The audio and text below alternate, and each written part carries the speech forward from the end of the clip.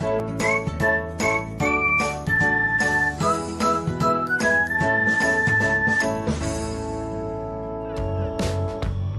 everyone, welcome back to another episode of Technologyglance.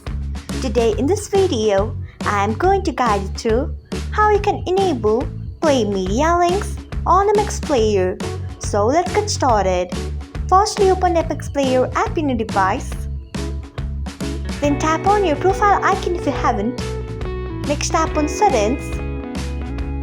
After that, tap on General. Next, you can see the option of Play Media Links. Click on it by tapping on it. So this is how you can enable Play Media Links on MX Player. Thanks for watching.